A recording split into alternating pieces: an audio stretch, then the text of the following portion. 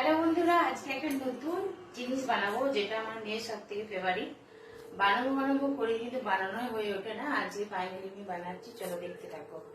এ দেখো, কুমড়োর পাতা ধুয়ে পরিষ্কার করে কিছু ঘষে এটা আমি আজকে কুমড়োর পাকোড়া করব।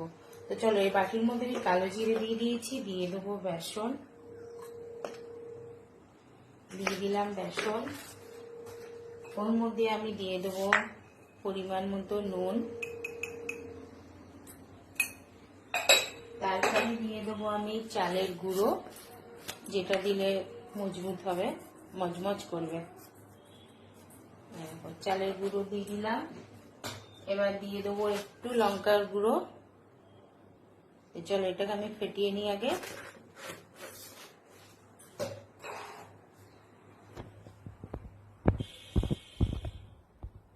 আজকে কুমড়ো শাকের অনেক কিছুই হচ্ছে। এই দেখো, কুমড়ো ডাঁটা দিয়ে সর্ষে দিয়ে করব, এটা জানো ও ভালোবাসে। আর সেটা সিঁড়ির জন্য এটা আমি ডালের দিয়ে করব। এই দেখো, সবই পরিষ্কার করে রাখা রয়েছে। দিয়ে দিলাম সর্ষের তেল।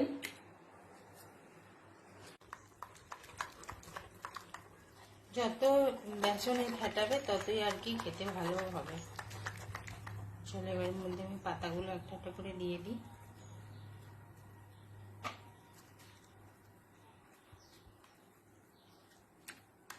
ডালের সাথে যা লাগবে না বন্ধুরা, কি বলবো।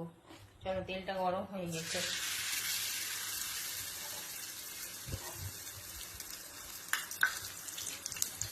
সেটাশ্রী বলো, মা আজ একটা ভালো জিনিস বানিয়েছে। অনেকদিন ধরে বলছে, বেচারা বানানো হচ্ছে না। ডালের সাথে যা লাগবে না খেতে, বন্ধুরা তোমরা একবার বাড়িতে ট্রাই করো। মাম্মা, এটা কি পাতার বড়া করছো? এটা হচ্ছে কুমড়োর পাতা। দেখো, নিউ রেসিপি একদম।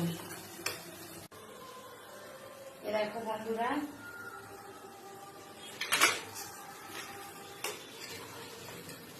পুরো পাতার মতো গোটা গোটা পাতা না। তো বন্ধুরা, এ দেখো কুমড়ো পাতার বড়া রেডি। এই দেখো কিরকম মুচমুচ হয়েছে, দেখো এই দেখো। এটা তোমরা বাড়িতে একদম ট্রাই করে দেখো, দারুণ খেতে লাগবে ডালের সাথে নিরামিষে। এই দেখো।